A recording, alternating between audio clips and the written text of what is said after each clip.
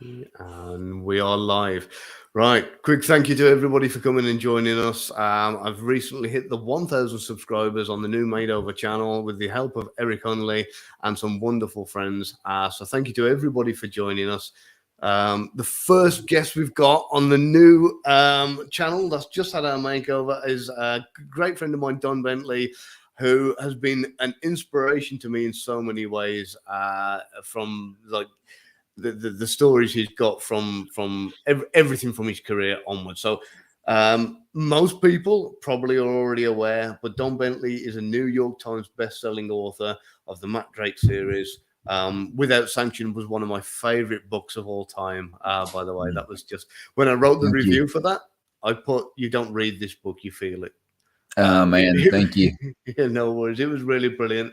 That was followed by The Outside Man and Hostile Intent, and then went on to write the Tom Clancy Jack Ryan Jr. books. In his phenomenal career, Don has been an Army Apache helicopter pilot stationed in South Korea, Germany, and Texas, deployed to Afghanistan as a troop commander in support of the Enduring Freedom 6. That was right, wasn't it?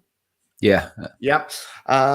Got awarded the Bronze Star Medal and the Air Medal with V for Valor, and then went on to become an FBI special agent in the Dallas office, where he became part of the SWAT team. Since then, he's developed technology for the Spec Ops community and become one of the most well-known authors and kind of what is it we say, 10-year overnight success in the industry of writing.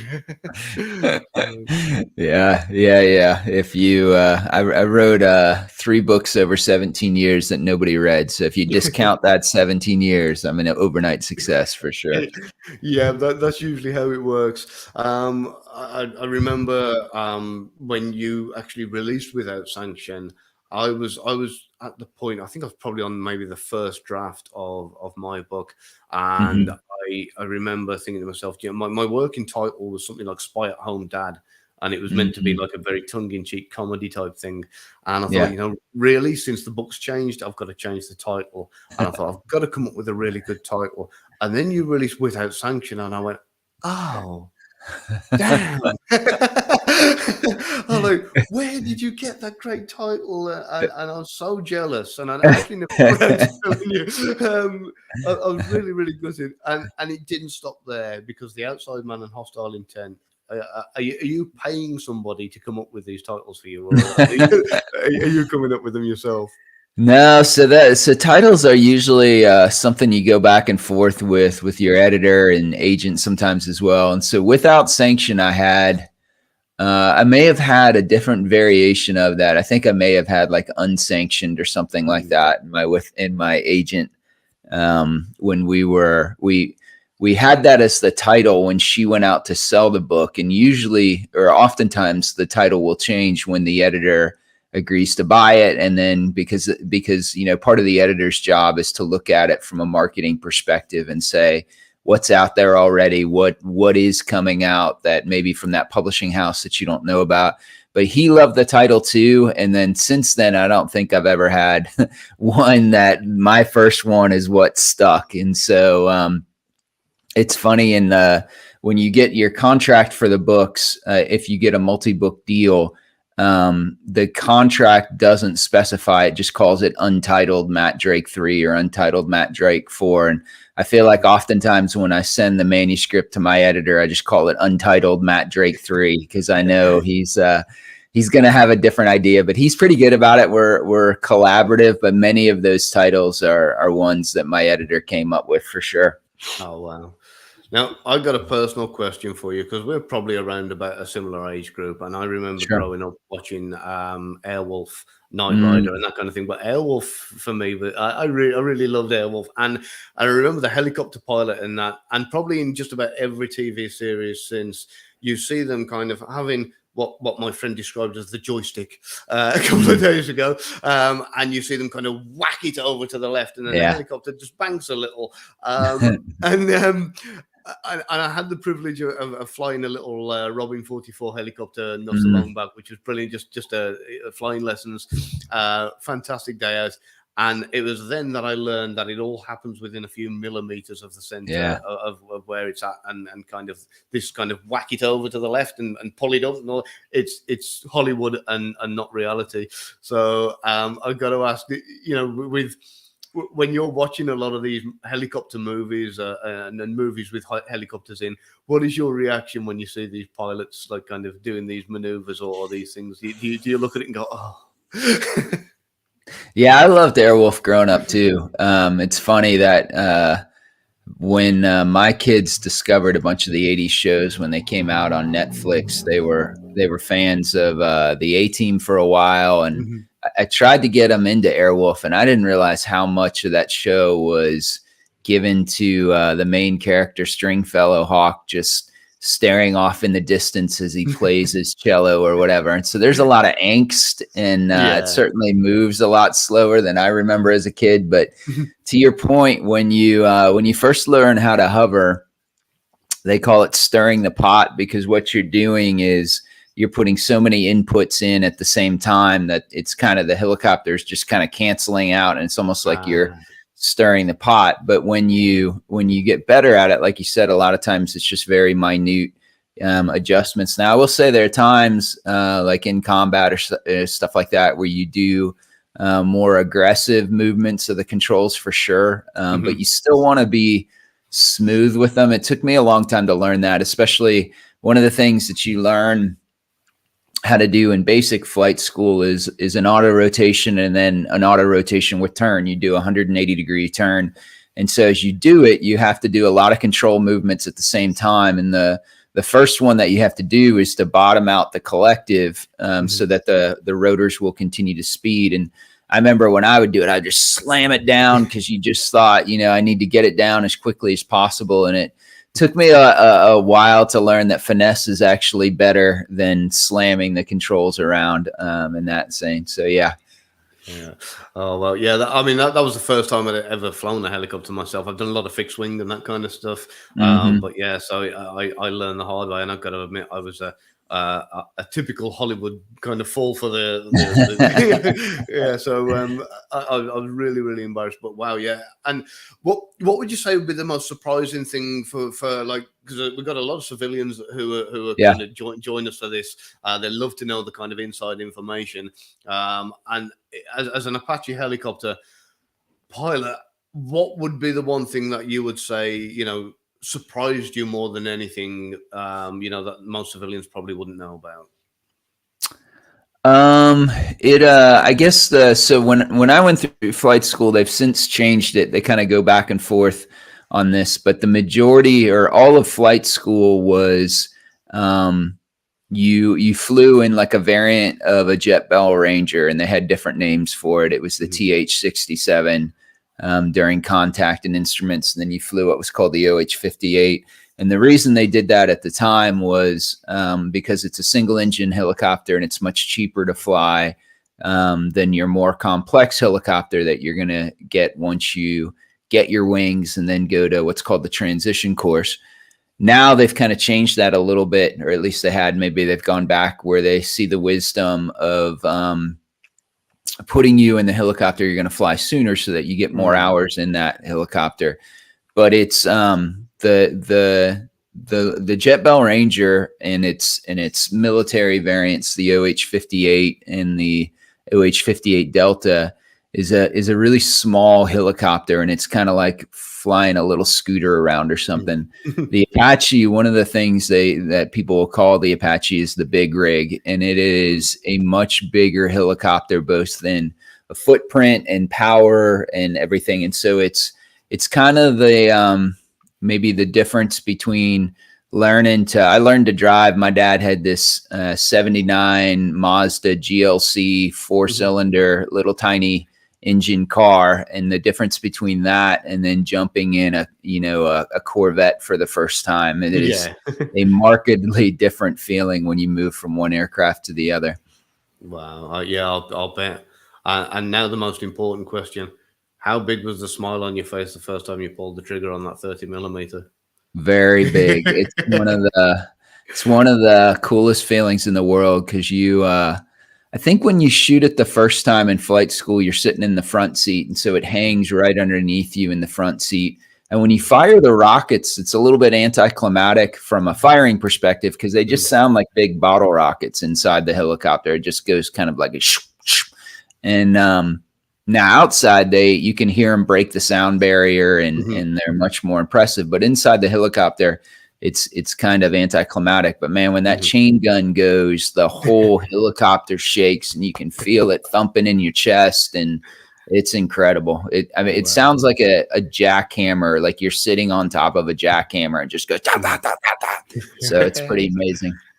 Wow. Yeah, I can't imagine. I've like I said, flying I've been inside several helicopters, military and civilian, but never been inside while they're firing. So that is something maybe one day I might get around to doing that and giving that a shot. So definitely. Is there going to be a scene with Matt Drake doing that at some point?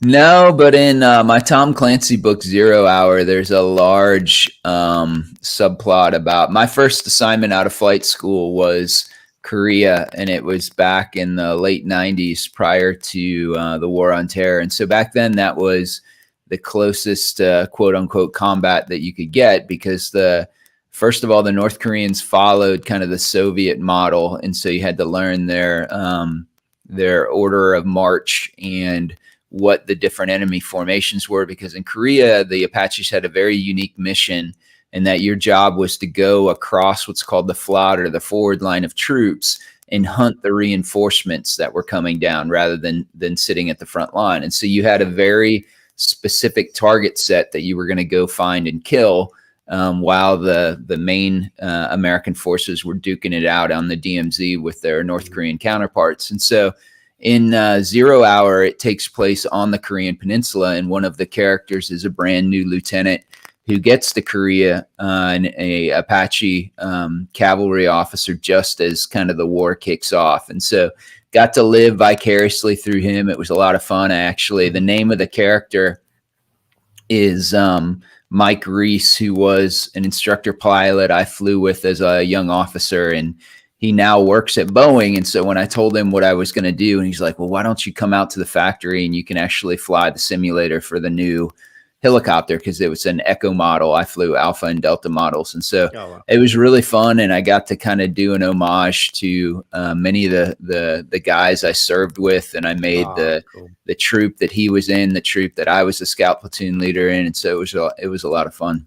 Oh, I'll bet. Yeah, I've no doubt. I've just, my wife's on here, and she's put here, I'm always too scared to go in a helicopter. I'll pull it up for a bit. She's not a great flyer anyway. And it actually reminded me of seeing the military definition of a helicopter is something like 22,000 parts rotating around an oil leak, waiting for metal fatigue to set in. And since I told her that, the kind of fear hasn't gone down of getting into a helicopter any. So yeah, it really is. It really is different. When I say it with my fixed wing friends, is that if you're flying a fixed wing aircraft and you take your hands off the controls, the airplane still wants to fly. Yeah. If you're flying a helicopter and you take your hands off the controls, the helicopter wants to crash. And so it's a completely different mindset. Kind of the joke is that helicopter pilots are always very pessimistic because they're convinced if they turn their back on it, that their airplane is going to try and kill them. And so it's not quite as bad as all that, but it certainly is a different. And the other thing, frankly, is that what a helicopter pilot is most scared of isn't necessarily an engine failure. It's that the transmission seizes. And so if the transmission, were to run out of transmission fluid, or there's chips in it and it seizes, you just turn into a big rock. Where if an airplane, if the engine quits, you're at least going to glide for a while. Even if the transmission doesn't seize, you can auto rotate as a helicopter, but the Apache is very heavy and its blades are very light, which makes it very fuel efficient, but it means it auto rotates kind of like a rock. So when you're practicing auto rotations in an Apache, you look at where you are and then you enter the auto rotation and you're going straight down. So it is a little bit different for sure. Oh yeah, definitely. And one of the instances where a parachute's going to do you no good at all. So before the Yeah, I question tell goes my in. fixed wing friends that us military or us military helicopter pilots aren't quitters. We just don't eject when things get going tough and just quit on the airplane. You know, when you strap it in for one way or another, you're with that helicopter until you get it back on the ground. So we don't Oh, for quit. sure. Love it. With the because I know obviously you've got the Tom Clancy series, the Jack Ryan Jr. series, Hmm. contract, which was really brilliant. That was a moment where I thought, wow, I couldn't think of a guy that deserves this any more than what you I do. appreciate that. What was the transition like going from Matt Drake to like a completely different kind of setup and writing a I suppose technically for probably a very different audience as well. What were the challenges in doing that? Yeah, so I'm lucky enough that I have the same editor for both series. And so Oh, for the last 2.5 years, once I got the opportunity to write them, I basically alternated between the two series. So every 5 months or so, I would write either a Matt Drake book or a Tom Clancy book. And so they're definitely in the same genre and for much of the same audience, but there is one of my friends, Josh Hood, wrote for the Jason Bourne universe, the Robert Ludlum books. And when he got the opportunity to write for them, he likened it to that moment when your dad finally tosses you the keys to his, classic 65 Mustang or something. And so when you take that car out, you want to drive it as fast as it can go, but you want to bring it home without any new dents in the fender either. And so I mm, think that's what it feels like with the Clancy ones, is that you're very conscious of the fact that you're standing on the shoulders of giants, that both Tom Clancy and the writers like Mark Cameron or Mark Graney, who and Mike Madden, who came before me to write them, that they are all exceptional writers, and that you're picking up the mantle, but that you have some very big shoes to fill. But at the same time, as a writer, what you try and do is look for some things. It's kind of some untilled soil. What are some areas of that universe that nobody else has taken a crack at yet, so that you can do something that is kind of the same but different. So the same in that it belongs in the Clancy universe, but different so that it doesn't feel episodic. And that's something I think about a lot when I'm writing a Clancy book. got you. I don't know whether you can see the comments or not, but a few people said it looks like your mic is crackling a little bit. Have you? Can you maybe wiggle the jack a little bit or something and just see if we can? Yeah. Not sure what's happening there. Sorry about that. No, it's okay. Let me see if I can switch over to my earbuds. Right, try talking now. Let's see if that's.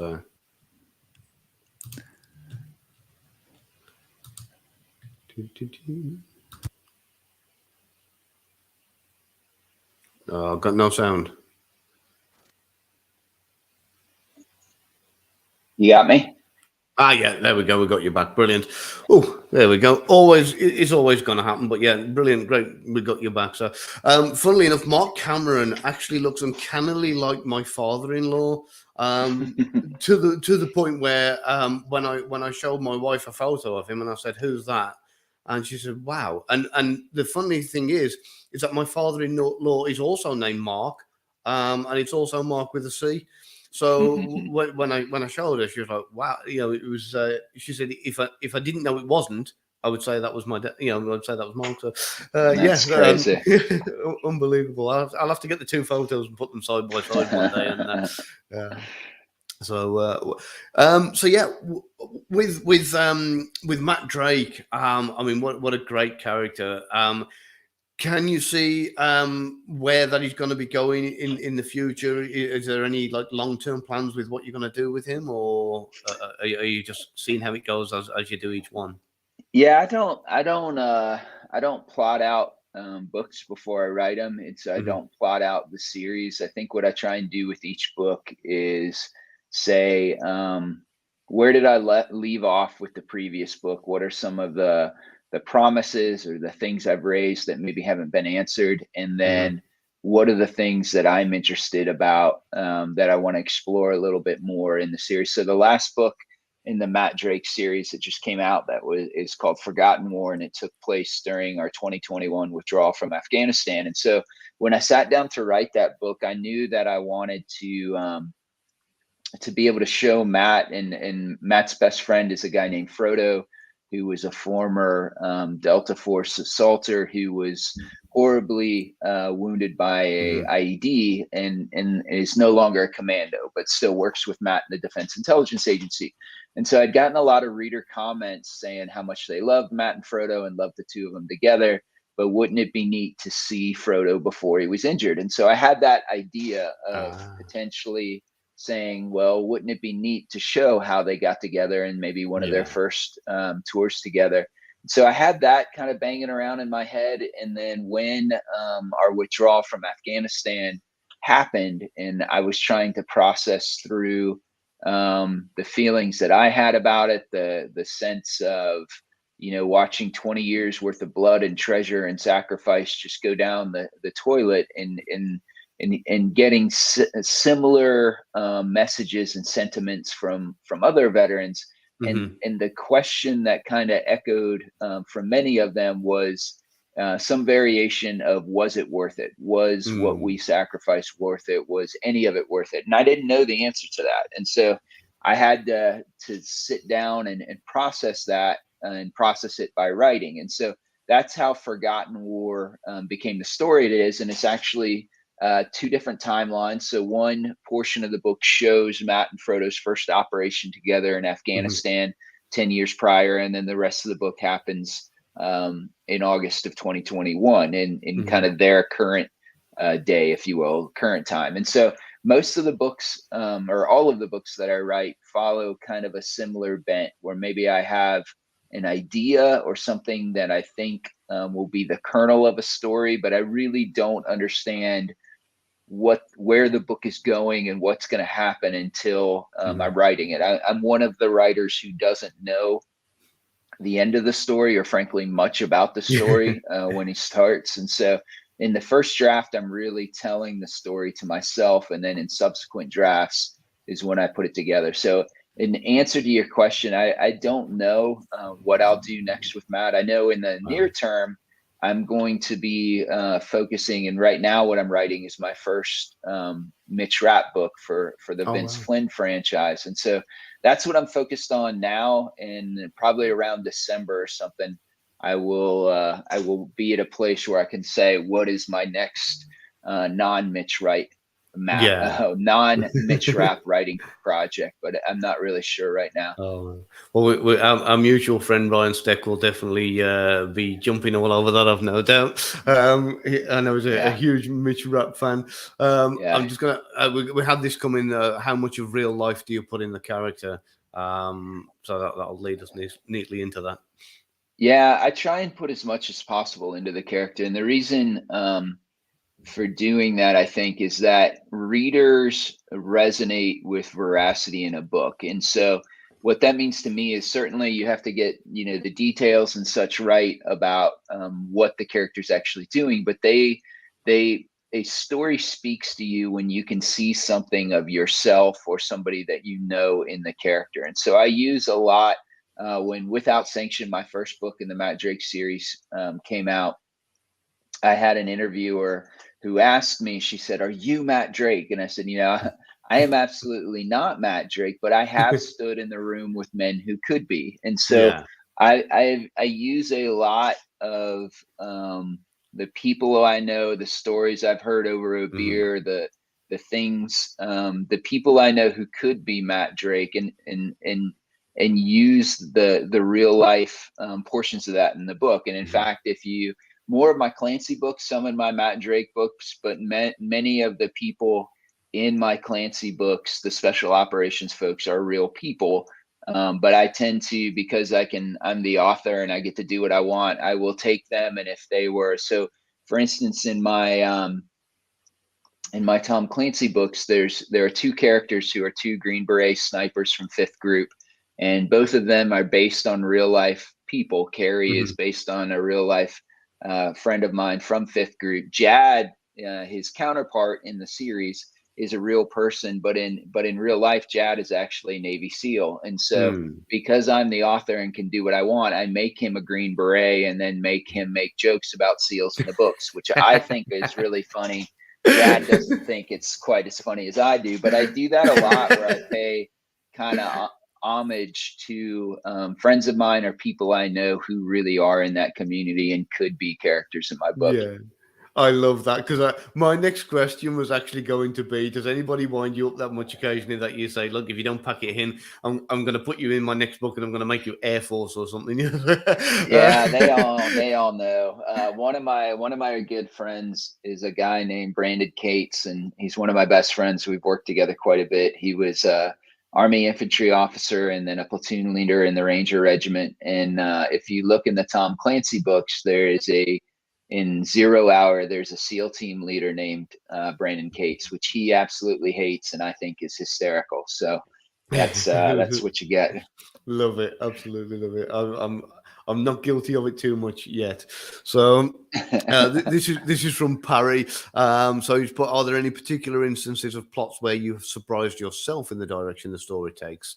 But as a writer reading back, you're amazed at how you resolved it.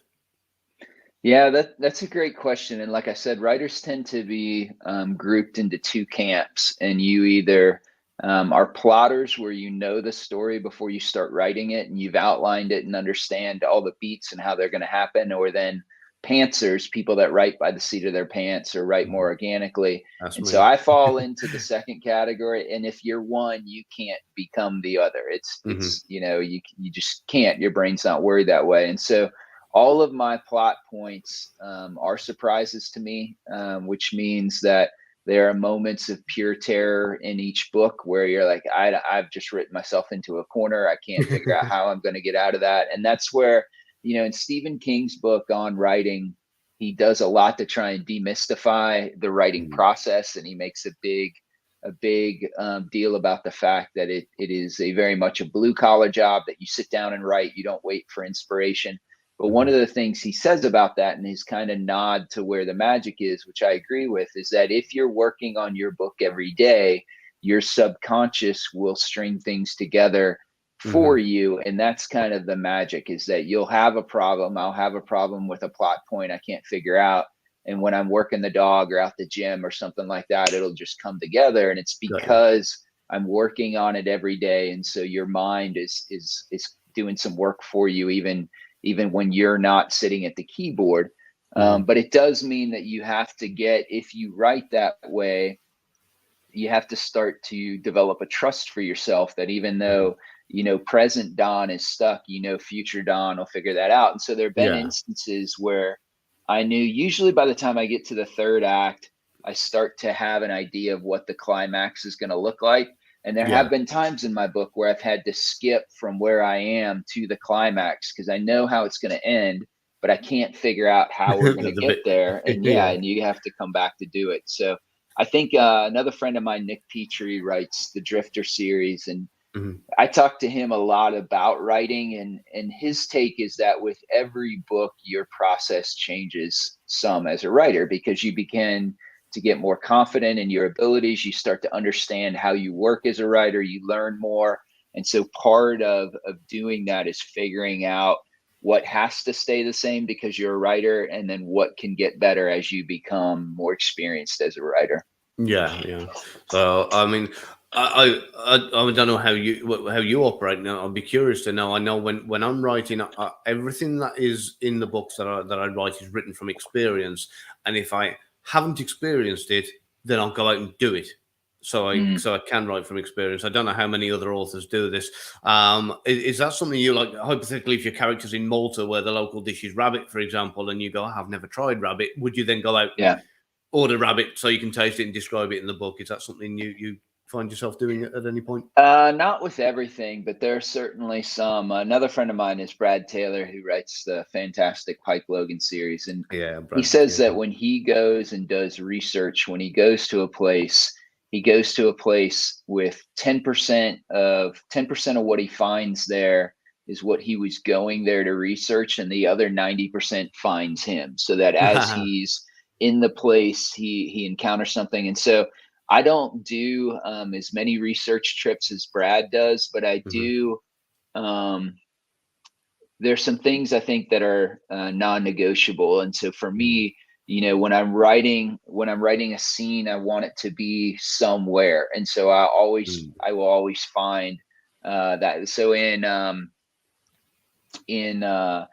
Forgotten War, my fourth Matt Drake book, there's a scene that takes place in Bamiyan, and I have flown to Bamiyan as an Apache pilot many times, and I overflew this crumbling ruins, and always thought, well, that's interesting. And so I wanted to set part of that scene there. And so I did a lot of, on Google, looking at it and doing the street view so you can see it, and then the research for it to understand why it was unique and how it was going to tie into my book. And so I think you have to do a lot of research, certainly, because again, going back to that veracity, that's what resonates with readers.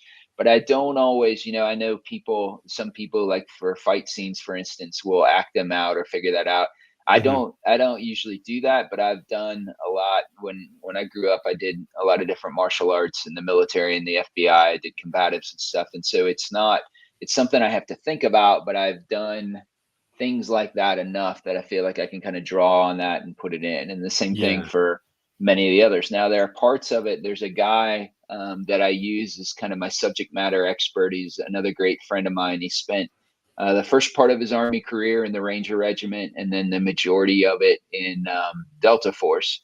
And so he's the one where a lot of times that if I have questions on specific tactics, or I haven't forgotten war, there's kind of a mystery that is the backbone for the entire book. And the mystery is that something happened 10 years ago during Matt and Frodo's first operation on a compound that they hit while looking for a Taliban bomb maker. And nobody is and Frodo has been accused of a murder that allegedly took place, but nobody is actually sure what happened in that house when Frodo was accused of murder. And so for that, a lot of that plot, I went to my friend and said, hey, this is what I'm trying to do. Is there something in your career that's close to that? And he led me down a path that was very, very helpful to that. And so I think that's part of what you have to figure out too, because I've had a lot of people ask me, hey, I don't have X or Y background. Can I still write in this genre? And I say, yeah, absolutely, you can, because the people, Tom Clancy was an insurance salesman with a library card.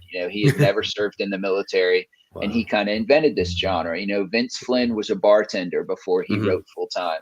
Brad Thor was a travel writer. But each of those folks, for every Brad Taylor who actually did this for a living, there are many, many others who didn't. Mark Graney is a perfect example. Yeah. But Mark Graney has spent a large part of his career researching this stuff and doing CQB training and becoming familiar or proficient with firearms. And so you don't have to have lived it for sure, and you don't have to visit everything. But I think part of the key is knowing what's important and researching that, because you can also, as writers, we're inherently lazy creatures. And so you will, whether it's finding a reason to clean your office for the 50th time instead of working on that scene, or, researching things that really aren't that important. It's hard to kind of keep that in perspective sometimes. Yeah. Have you ever done that? You're kind of sitting at home and you use like the writing research as an excuse to go on that little mini vacation that you've wanted to do, and when it's not really that important. So, yeah, absolutely, and I think it's more. I think part of it though is you have to. In order to write a book, it usually takes a year. And so you have to have an idea that's interesting enough for you to spend a year with it. And so part of what you have to figure out is, hey, is this a distraction, or is this something I'm really interested in? And I should research that more, because I'm going to pull that into the book in order to have something that's big enough to sustain it. Like I don't ever talk about works in progress, because to me it's, I'm a big Bear Grylls fan, and I love watching him start a fire every time. And it always starts as this tiny little flame in this little bit of tinder that you have to protect until that fire is big enough to sustain itself. And for me, when I'm working on a book, it's very much like that, that I have to guard that from outside influences. And then if I were to tell you right now what I'm working on for my Mitch Rapp book, if I were to verbalize it in my head, I'd be thinking that's the dumbest idea I've ever heard. You know, why in the world are you even doing that, right? And so I'm very protective of that. And that's another thing, like I said, it just comes with experience as a writer, is trying to figure out what's actually important to you from a process, and how do you work with that instead of fighting it. Yeah, got you. Yeah, I come across similar things. In fact, you've probably done exactly the same thing as me, and it's usually after your book's gone out and you're writing number 2 or whatever the case may be, and you go, I wish I'd have put that in number 1. How many times have you know, there's things you go, oh, I should have put that in this scene, or wish you could go back and add a little bit to number 1. Is that something that's happened a lot?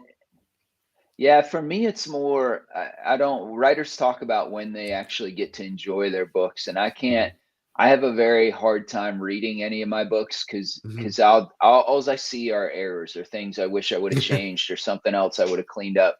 But I will say the guy that narrates the Clancy books and now narrates my Matt Drake books is Scott Brick, and he's phenomenal. And so my favorite part isn't I love holding the book in my hands, but I don't ever read it. What I do is download it and listen to him read it to me, and just taking it in via a different mechanism, not reading it. I can enjoy it, and I can listen to him do the different voices and accents, and then it feels new again. It doesn't feel like something I've edited a 1,000 times and I'm just looking for more errors in. Yeah, actually, my daughter's piano teacher said the ones that when you learn a song on piano, by the time you've got good enough to play it, you hate it. So it's probably something very similar to that. So I'm going to go to a question here of Brian, but before I do, I've been on a radio show with a couple of mutual friends of ours today. I'm not going to say their names. You'll hopefully be able to work it out. And they've insisted that I ask you whether you wear boxers or briefs.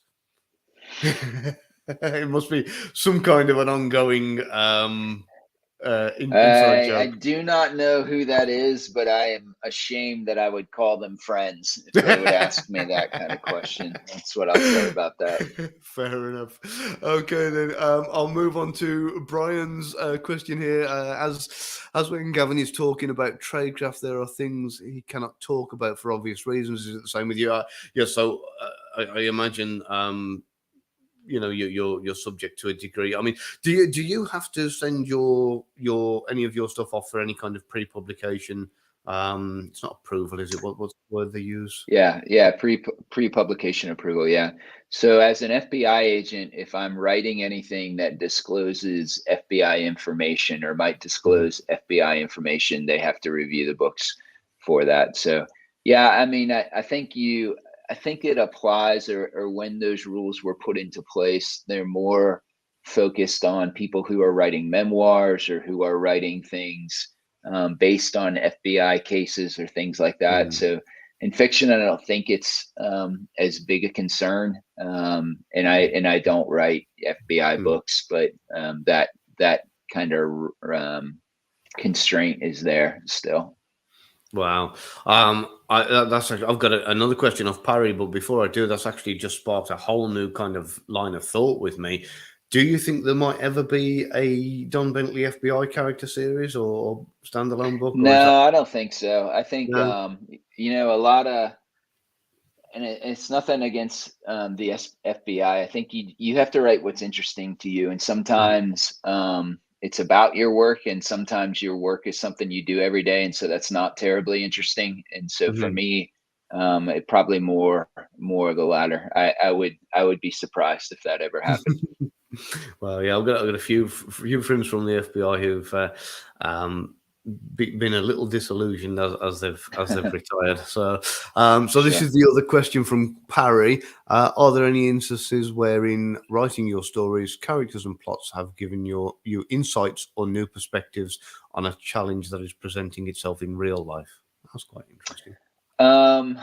So I'll go back to Nick Petrie again, and we talk about writing quite a bit. I kind of jokingly call him the shrink for writers, because a lot of people talk to or call him up and talk to him about writing problems or things that they're trying to figure out. And he, when he and I were talking once, he said, the difference between a good book and a great book is that in a great book, the writer is trying to answer a question for themselves in the pages of that book. And so I think, as we were saying before, I wrote 3 books that didn't sell. And I think there were a number of reasons why they didn't sell, but I think why Without Sanction did sell, one of the reasons is because I was finally kind of brave enough to put some of the things that I was wrestling with in that book and make my main character have to figure that out. And so, fast forward, the same thing with Forgotten War is that as writing that, and I want to emphasize that I write fiction and I write fiction thrillers. And so my job is to tell a really great story, like full stop. Like I think a lot of times if fiction writers come into a book with a certain theme or a drum that they're trying to beat, it feels like to the reader that they're getting preached at, that I'm trying to persuade you of this point of view, rather than in commercial fiction, your job is to tell a really great story that keeps people turning pages long after they want to. But I think at the same time, if you can do that and then still add another layer of, this is something I haven't figured out, and so it's something I want my characters to try and figure out over the process of this book, I think it makes the book much richer. And I think, for me, Forgotten War was certainly like that. With my Jack Ryan books, it takes sometimes a little different turn in that maybe it's not as personal, but it's things that I'm interested in the character experiencing. And so what you see in Flashpoint that just came out last week is it's the first time where Jack Ryan Jr. is actually the team leader for this paramilitary organization that he's a part of. And he has to deal with some of the tragic outcomes that can happen when you're the team leader of a paramilitary organization. And so it's certainly, as somebody that served in the military, it's something that I'd seen firsthand. And I thought it would be add realism and depth to that character if it was something that Jack had to see firsthand and deal with. And so those are the things I think that more often reflect kind of the coming to the terms or learning something, if you will. But I try very hard not to ever start a book that way. That, again, going back to my job is to tell a really, really good story, not to try and influence the reader or persuade them or anything like that, because it's not nonfiction. And I feel like, a lot of times we live in a very hyper partisan, hyper politicized world. And the last thing people want to do is to just read a book and feel like they're getting preached at. Yeah, I can believe that. In fact, so I know you had a little bit of help off Barbara. Barbara Pearl helped you with the kind of telling you what she wanted in the book, I believe, in when you were first kind of was it a Thriller Fest? Was it that you kind of immersed yourself in the genre and sat with her and kind of asked what do I do here to kind of Well, so I think what you're talking about is that anytime when you are trying to get an agent, you have to write a book that's good enough that the agent thinks that he or she can sell it. And then once they think they can sell it and take you on as a client, they're still going to have notes on that book, so editorial comments. And so Barbara, so the first book I showed her wasn't good enough, and she said, "No, I don't want to represent this book. Go home and write a better book." And that was the third book that didn't sell for me. And then when I wrote Without Sanction, I only sent it to her because I'd talked to a bunch of agents and I knew I wanted her to be my agent. And so she came back and said, "Yep, I want to represent you." And then once we agreed on that, she said, "Okay, so here are the ways that I think you can make this book better before we take it out and sell it." And so every good agent will do that with your first book, certainly.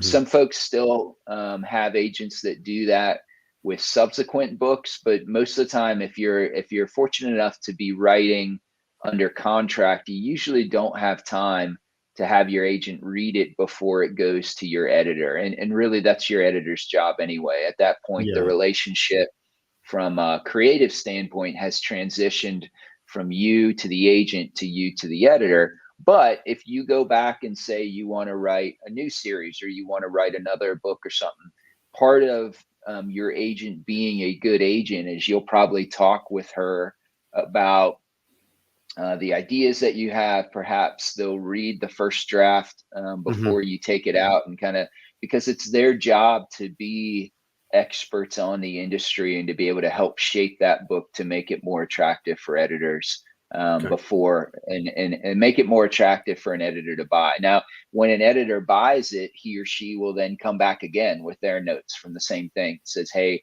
I think this book is good enough to sell, but here are some ways that we can make it better. And so that is writing is very much a constant iteration of making your book better. Yeah, I'm gonna put this comment here from Sam, who's put, this is super helpful. I have a friend who needs and wants to write a book, nonfiction, so all the tips are helpful. With that in mind, on what you've just said, what would be your biggest bit of advice for anybody who is just about to set out down that path and say, kind of, right, I'm going to bite the bullet, I'm going to do it, I'm going to write, my first book? What would be the one thing you'd stress to them? Yeah, so nonfiction and fiction, the process is quite a bit different in that in nonfiction, a lot of times what you do is write what's called a book proposal first. And if you Google that, there are lots of examples of that, where it's something like kind of the first 3 chapters of the book and then a synopsis of it and some other things. In fiction, you have to write the book first. Like, very, very rarely will someone ever, especially from a first-time author, buy a book from you that isn't done. And so what I tell folks a lot is that if you're writing commercial fiction, you are building a product for an audience to buy, for consumers to buy. And so you have to know it the same way if you were a woodworker and you were making shelves. You have to know enough about your customer to know what kind of shelves do they want, what color they want, what type of wood. Well, the way you do that when you write commercial fiction is you have to understand the audience that you're writing to. And so when someone comes up to me and says, hey, I want to write a thriller, I want to write fantasy, or I write science fiction, usually the first question I ask them is, what book should your book be shelved next to? So tell me 2 or 3 best-selling authors right now that your book should be shelved next to. And if they can't tell me that, it's kind of a red flag, because what that means is you need to read in the genre that you want to write in, number one, so that you can understand that audience and know what their expectations are. And so a way that played out for me is when my second or third book didn't sell, I have a great friend of mine who's a writer as well, and we were talking about it, and he said, come on, let's go into this bookstore. We were walking through them all together, and so we went into the bookstore, and he said, point to 3 books that are like yours, that are bestsellers right now, that yours should be shelved next to. And I said, this one, this one, this one. And he said, all right, let's take them down and we'll read the first chapter of each. And we did. And for the first chapter of each of those books, there was either a weapon shown, a weapon used, or somebody killed. And so he looked at me and he said, does any of that happen in the first chapter of your book? And it didn't. And so that's not to say that that's an ironclad rule, but it is to say that the audience for that particular genre had been conditioned to expect something like that. And so what does that mean? It means if your book doesn't have that, the feedback you're probably going to get is something along the lines of, this feels slow, the pacing is off, there isn't a lot happening in the beginning of the book. And so you have to understand what audience you're selling to. And people who buy science fiction, if they're buying a science fiction book, they have different expectations than somebody who's buying an espionage thriller. And so you have to read very heavily in the genre that you want to sell to and understand where it fits. The second thing you have to do, besides reading a lot, is you have to write a lot. And you have to, if you were, again, staying with the woodworking analogy, and the very first piece of furniture you tried to build, chances are it's not going to be ready to be sold. If you're building a desk, there are probably going to be joints that you have to figure out, how do these pieces of wood come together, and maybe I've used the wrong kind, or maybe the stain doesn't work, or this little part about the drawer. And so there are going to be pieces in your garage of projects that didn't quite make it before you're good enough to build a piece of furniture that people actually want to buy. And writing is the same thing. The reason why those first 3 books of mine didn't sell is because they weren't good enough yet, because I wasn't a good enough writer yet. And the only way, it probably took me 3 books to get to be a good enough writer. It didn't need to take me 17 years. It's because I spent too much time between each book when they didn't sell, sulking about it and trying to figure out, am I still going to be a writer? And so you have to do the work, and you have to write a lot in order to be good enough to do it. And you have to prepare yourself. Like, it's amazing if you started a book, that's fantastic. It's amazing if you finished a book, that's fantastic too. But if you actually want to sell commercial fiction, you have to get it in your head that it's probably going to take you more than a book or 2 or maybe 3. In fact, most of the people that I know who have done this have written multiple books before their first book sold.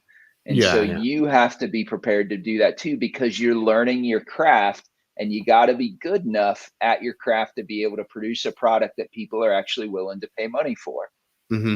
Yeah. Oh, I'm actually just thinking now how many times you must have had, and I get it myself. People, who you've either just met or not writers who walk up and say something along the lines of, "Yeah, I want to write a book," and that's as far as it goes. There's nothing that follows.